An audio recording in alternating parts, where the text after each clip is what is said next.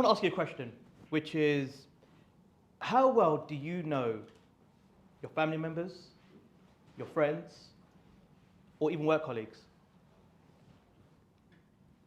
And do you see me? That's the real question that we should be asking ourselves. Because gambling is also known as something called the hidden addiction. I want to break down a few reasons of why it's called it, because not only am I going to share my lived experience, but I want you to walk away with something a bit more practical, a bit more resourceful, so you can see the signs. So here are a couple of reasons. So one is that unlike drugs and alcohol, and being Punjabi from that culture, drinking is a big part. You'd go into a party and someone would say, have a drink. No, I'm fine. What's wrong with you? But talking about drugs or alcohol or anything else like that, there's a black mark on you. So unlike drugs and alcohol, gambling is more of an emotional roller coaster. And the thing with people that have a gambling addiction is that they can pass it off with stresses in work. My relationships are stressful. Life is stressful. The pandemic was stressful. And most people, because they've been through that, would recognize those emotions and feelings too. Second one, this is a big one, whereas the lies, the deceit that are attached to it. And trust me, do I know them well. And anyone that's been through an addiction, whether it's gambling or drugs, will know those two as well. But here's another one. Because gambling doesn't just affect the person that's going through it. It's their family members. It's their friends or their work colleagues. Because every action has a consequence. Once again, something that I've also lived as well. So here's some statistics, just that's been pulled away from the Gamble Aware, just to give you an idea of the gambling landscape as a whole. So up to 61% of people in the UK gamble. They enjoy a flutter. Councillor Drew said that people enjoy flutter and we're not anti-gambling harms, so anti-gambling. So that's about 31, I think it's about 32 million people in the UK, 31 million people in the UK that like to gamble. But an estimated 1.5 billion is spent on gambling ads. And there's a reason why, because that number there, 15 billion is generated in revenues. So that's how much people are losing to the industry, not winning. That's how much they're losing. So why am I sharing this with you? Well, that's my story. I was in £250,000 debt because of my gambling addiction.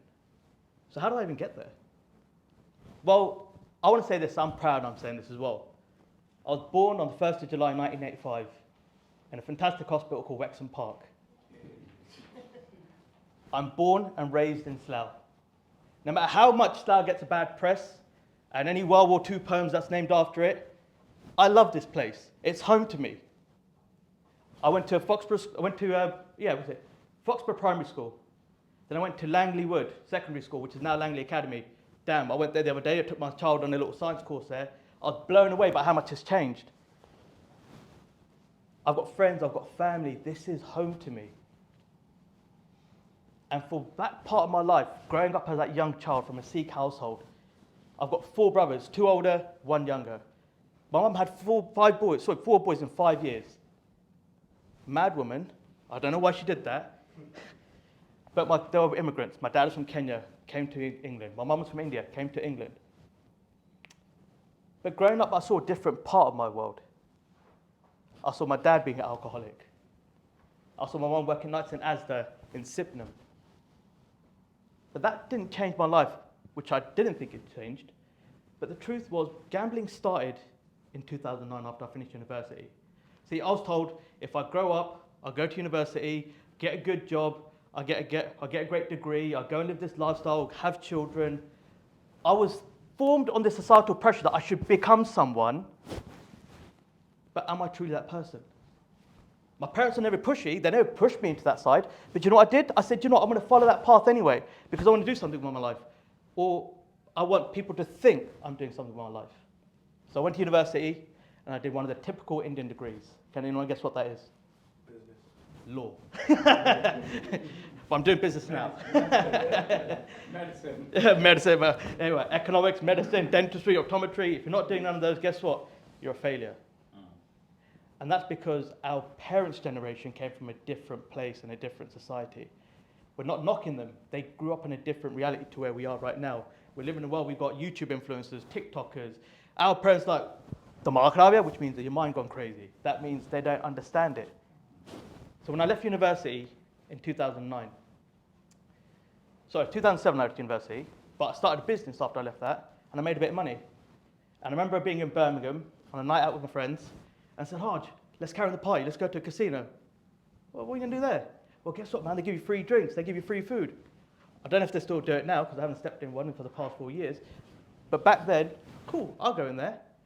And if you've never been to a casino, what happens is you go to the front, you hand in like your ID, and there are these doors you can't see in. And you push through, and then you walk down these steps.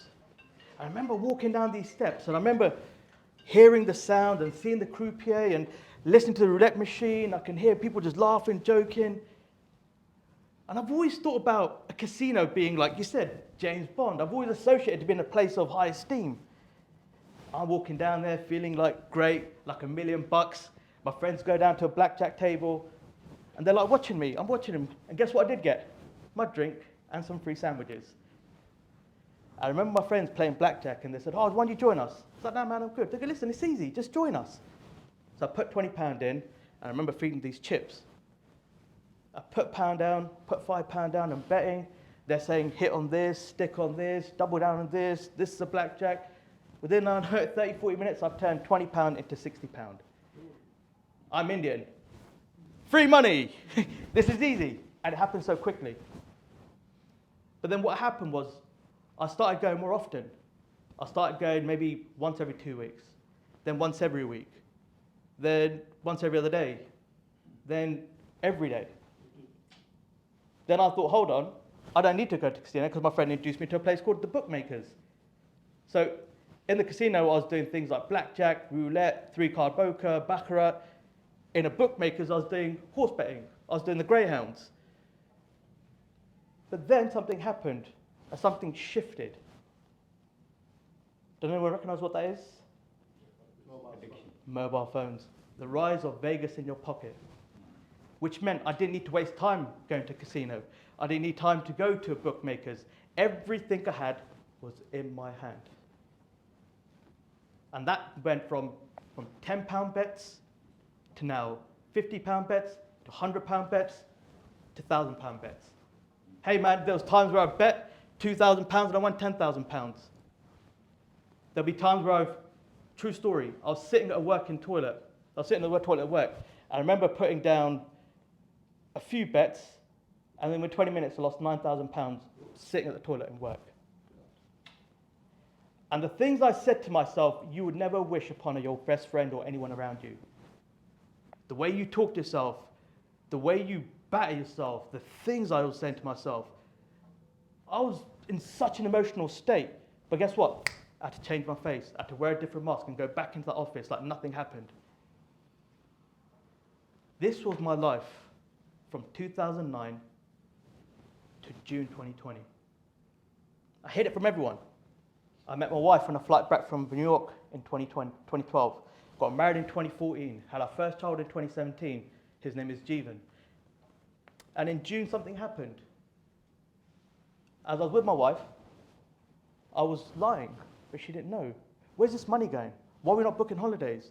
You've got this bailiff letter. You've got this debt letter. Why are you taking that card for? All of these things, I would always make up excuse. Because I found it easy to make up the excuse because I became such a proficient liar. And 16th of June 2020, who remembers what happened in June 2020? The pandemic. But I remember that day vividly. It was about 8 o'clock in the morning, and that year we had piercing, beautiful, hot weather. And I walked out the bathroom, and I can remember hearing my son, Jeevan, who's 2 years old at the time, laughing in his bedroom. I'm a coffee person. I love just coffee in the morning. I could smell that being brewing. And I walked into the bedroom, and everything changed. My wife was sitting on the edge of the bed, and she's just crying. I mean, this time with heartache and brokenness. And I've never seen my wife like this.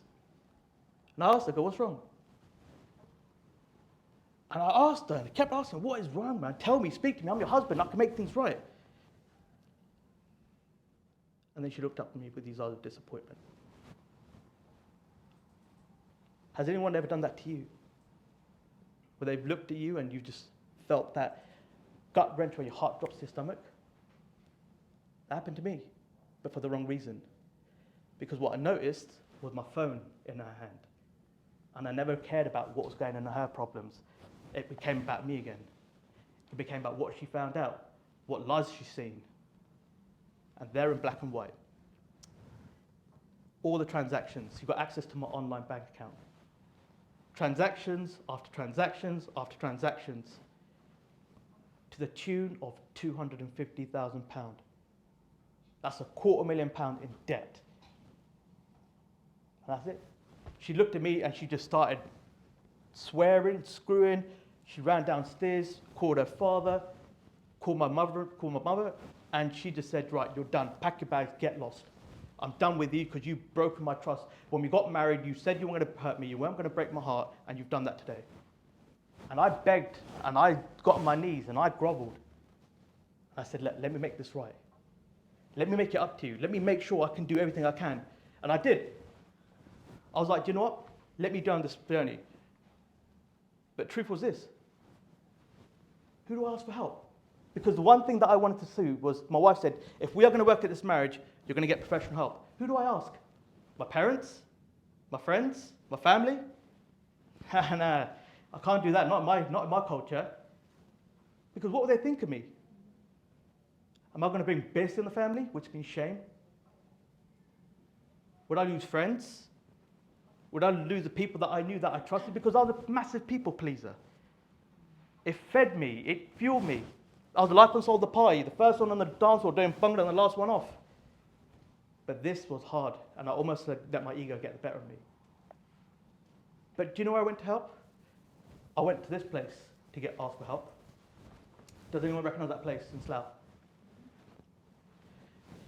That's the Ramgadi Gurdwara on Woodland Avenue. I called them, and I opened my heart out. I've got a problem. I don't know what to do. I'm scared. I'm about to lose my wife. I'm about to lose my children. Do you know what they said to me? Nothing. I felt more judged than I thought I'd get from anyone in my family. These are the people that I've grew up and told me, whenever you have a problem, you go to the Gurdwara.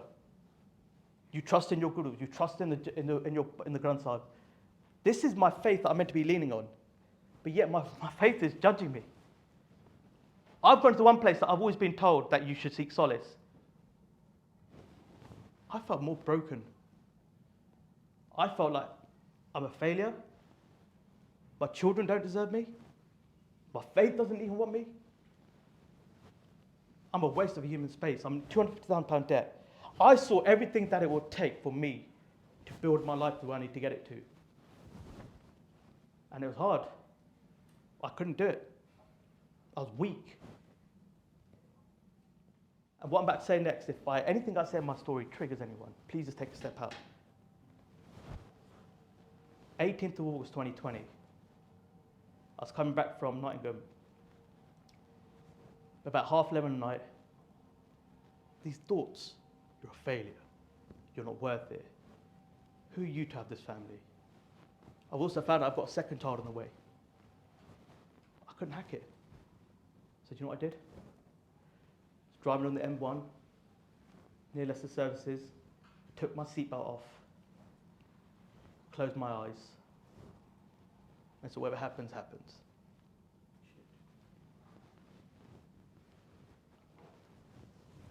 This was that reality.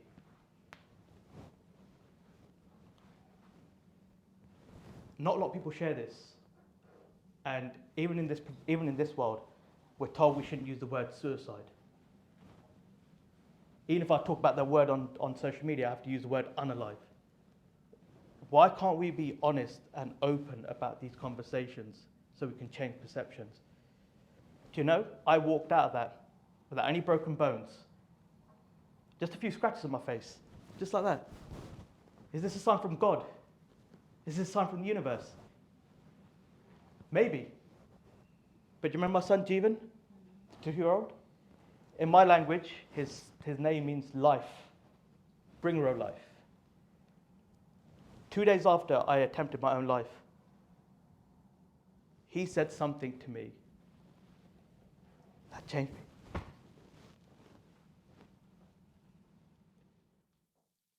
Okay, emotional speaking about this because the McDonald's on the Bath Road. I went into the drive-through, and my son was like, "Dad, I just want some chips." Gone in there, and it's what he did. He had this bite of a chip, and he just said, "Dad, I'm the luckiest boy." That's all I needed.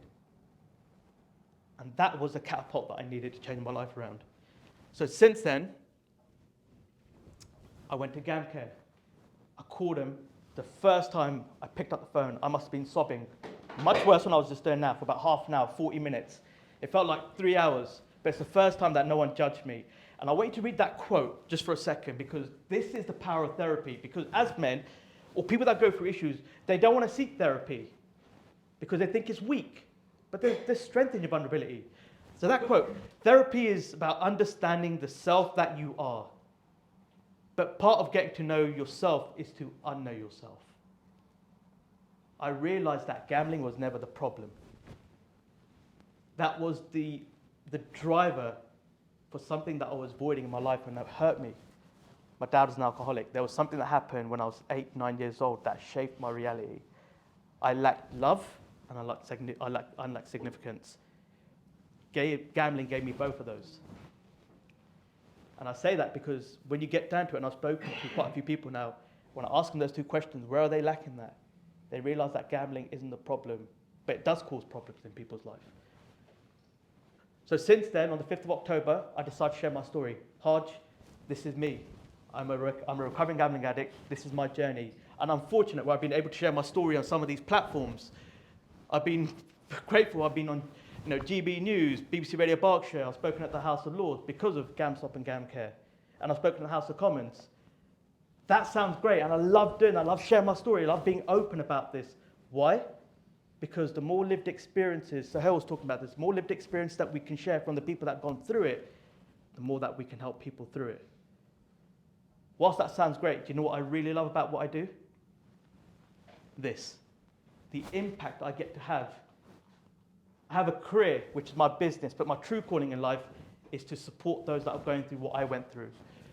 I've nearly helped 100 people through their recovery journey, whether it's the affected other, the family members, the person going through it. But the big one is I stopped 9 people from attempting or taking suicide. There are about 450 to 600 deaths by suicide that are gambling related every year. And I want that number to be 0. Why? Because I was one of those statistics. But I'm fortunate. There are people that weren't so fortunate. I'm doing great things. We talk about this. How do we collaborate? I'm working with Breakeven, GamCare, GamStop. I want to be the voice of the South Asian community. Do you know why? Because I understand them. I want to represent them. I want to share with them that you're not alone in this. But also understand that gambling doesn't discriminate. LGBTQ, women, veterans, neurodivergence, ADHD, autism, men, women. Gambling does not care who you are. It wants one thing from you, which is your money and your soul. So I share this because I'm passionate about this. So why does it matter to you guys? So let me just share some things of why it's so important and why we need to speak up about this. Because coming to my man over here, Slough ethnic groups, 46% come from the South Asian community and 36% are from the white community, which shares with you that in Slough as a constituent, we have a lot more South Asians here, which is why we need more support. We need to get more people like myself. We need to collaborate with key people and key organizations to change that narrative, to rebuild people's lives. Slough is ranked the 5th most deprived decile of local authorities in England. That's based on loads of factors, but the size, the population, deprivation. I want to use that word deprived and deprivation. Whenever you look at places that are deprivated in the UK, you'd find one thing and an abundance of one thing: bookies. Look at our neighbouring town, Windsor. How many bookies that got? 2. How many does Slough have? 8? No, you're wrong. It's about 40. On the high street alone, is it? On the high street alone. I have been to every single one of those bookies, whether it's from Farnham Road, whether it's from Langley, Bath Road, Slough, any way you can think of, I've been to every single one of those bookies. And one thing I realized in there was it's not who we think we are. If I go to one today, you might see people that it wasn't before. We would think about our granddads and people like that, right? But I now see people that are in civil engineering, your day-to-day hard workers, the road workers, they want to go place cheeky accumulator. And there's a space for these people. Do you know why? Because when people are in so much debt, bookies can do one thing. They can take cash. So I share this because I want you to understand why it's so important that we have this. And this is going to really hit you. The risk of gambling harms among ethnic minorities. So coming to your question there. Whilst people from the South Asian community don't gamble as much as those people from the white community, we're 4 times more likely to suffer severe gambling harms. That just shows with it. So if you look at that, for the high risk, we've got the white British majority, and then here we've got the minority. You can see how it goes from no risk to low to high. So what does that share with you? There are reasons why people do this. It could be because of significance, a lifestyle, coping mechanism. There are different reasons why people gamble. In the past 2 days, I've spoken to 6 people, all from the South Asian community, 3 of them from Slough. And that's because I'm sharing my story on social media. I'm sharing my voice, but I can't do this alone. That's why I have to work with other people like yourselves. So here's what I want you to do. When you're here today, don't just think, well, this is a great day, I've learned a bit. What can I do more differently? Educate yourself.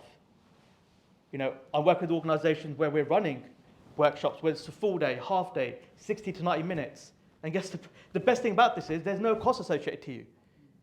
But being frontline staff workers, being with people that you're speaking to on an everyday basis, what can you do to see the signs? Who's affected? What can I help them with? What can I support them with? What recovery toolkits can I give them that's going to help them, support them? Talk about this. The more we talk about, like we said, taboo topics that have a lot of negative stigmas attached to it, but not just from people like me, people from the Albanians, the Romanians, the Chinese, the white, like I said, the neurodivergent, the LGBTQ. We need voices. Encourage those struggling to seek support, because the biggest thing that people struggle with is their ego. So we help them demystify that by sharing a place where actually this is non-judgmental, but we can allow you to see what we can do. And if you're struggling with how to do that, well, why don't you ask us, people with lived experience, or the organisations that are here in the room today that can share with you what to do. Push for better access to help in Slough, whether it's work on the local councils, whether it's a licensing, whether it's with the public health, NHS, GamCare, Break Even, myself, whoever it may be. Find out what we can do and work in collaboration. I say this as well, a lot of people think there's competition in collaboration, well I say there's something different. There's celebration in collaborations. Together, and I want you to put this on a map on yourselves, together, not just alone, together we can save lives. There's an old African proverb. If I want to go fast, I go alone. If I want to go far, we go together. So as I finish up, I want to leave you with something because it's my family. I get emotional, but that's Jeevan. He's a spitting image of me, and that's my little boy, Rai, spitting image of mum. There's a saying in the gambling world, the house always wins. Well, do you know what? I haven't come this far to only come this far. I want to be more, I want to do more, and I want my resilience and courage to be a voice for those that are suffering in silence. So, build a life where your house always wins. Thank you very much. If you've got anything that you want to reach out to me, let's connect. Those are my social handles, that's how you can connect with me, and I thank you for your time.